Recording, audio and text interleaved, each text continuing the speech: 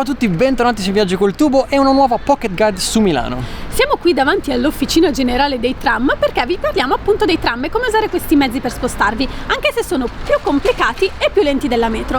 Quindi perché usarli? Perché il tram, a differenza della metro che viaggia sottoterra, vi consente di vedere un po' di città anche mentre vi state spostando da un punto all'altro. Inoltre viaggiare in tram è un'esperienza di per sé romantica perché molti dei mezzi sono storici risalenti agli anni 20 e 30. Come questo dietro di noi.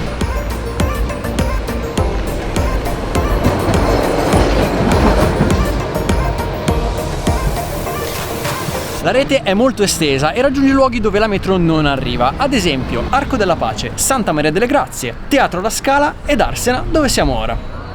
I tram, insieme agli autobus e la metro, fanno parte dei servizi urbani di Milano di cui potete usufruire comprando il biglietto da 4,50 € valido per 24 ore. Che è questo? E perché ve lo stiamo facendo vedere dall'app? Ve lo spieghiamo dopo. Perché adesso vi facciamo vedere alcuni dei punti principali che potete raggiungere con la linea dei tram. E partiamo dal tram numero 1, la linea storica della città, che vi porta in alcuni dei posti più imperdibili e famosi, ricalcando in parte il percorso della metropolitana 1. E noi ci troviamo ora davanti alla stazione centrale, perché probabilmente è da qui che partirà il vostro tour di Milano. Soprattutto se viaggiate con GoEuro, l'app gratuita che vi consente di confrontare prezzi e orari di bus, treni e aerei. Tutti i mezzi con i quali arriverete qui.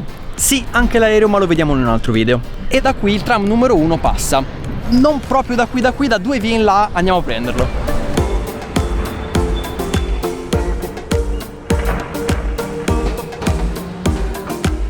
Alcune delle fermate di questa linea sono Piazza Cavour con i giardini Indro Montanelli, Piazza La Scala e Piazza Cordusio, dove potete scendere per arrivare a Piazza dei Mercanti, dove ci troviamo ora col famoso Palazzo della Ragione dietro di noi. Ok, al momento non è proprio al massimo del suo splendore perché è coperto, fortunatamente abbiamo qualche ripresa di stock, ecco come è di solito.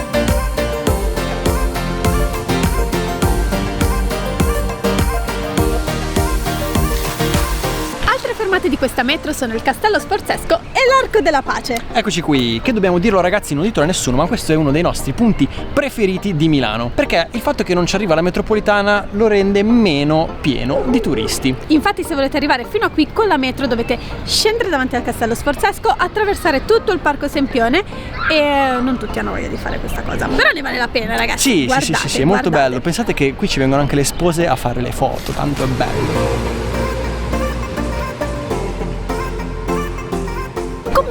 Qui passa anche la linea 10 che vi porta a Monumentale e Piazza Gaeolenti, che è quella dietro di noi con il nuovo, anzi in realtà non più nuovo, grattacielo di Milano. E se ci giriamo da qui di 180 gradi vediamo dietro di noi Porta Garibaldi, un'importante stazione dei treni e anche della metro M2. Ma tornando in tram e parlando sempre di porte, il tram numero 9 vi porta a Porta Venezia, Porta Romana e Porta Ticinese, con anche Darsena e Navigli, che è uno dei posti più apprezzati di Milano, come si può anche vedere dalla folla dietro di noi. Ma torniamo in Duomo perché tra le tante ci sono 2 linee di cui vogliamo parlarvi. La linea 12 che vi porta a Torre Velasca se scendete a Piazza Missori, all'Arena Civica all'interno di Parco Sempione e al Teatro Piccolo. Poi c'è la linea 16 che collega il Duomo a Santa Maria delle Grazie, Casa del Cenacolo, che è quella dietro di noi. E ovviamente questi sono solo alcuni dei punti che potete raggiungere coi tram e in realtà tutti questi punti o quasi tutti potete raggiungerli anche con altri tram. Quindi se volete aggiungere qualcosa scriveteci un commento.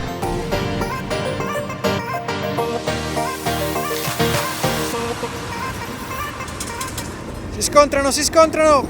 Oh. E rieccoci tornati col telefono, volevamo parlarvi dell'app ATM che può essere utile per orientarvi in una rete ampia e un po' intricata come quella dei tram.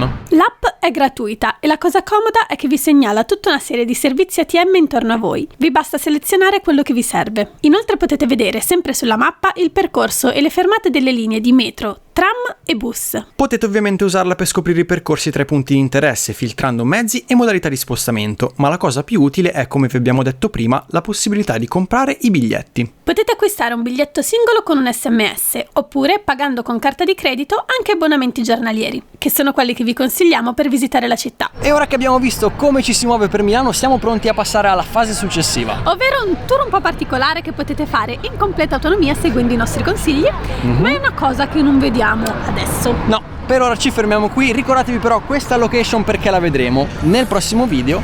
Un saluto. Ciao! Ciao!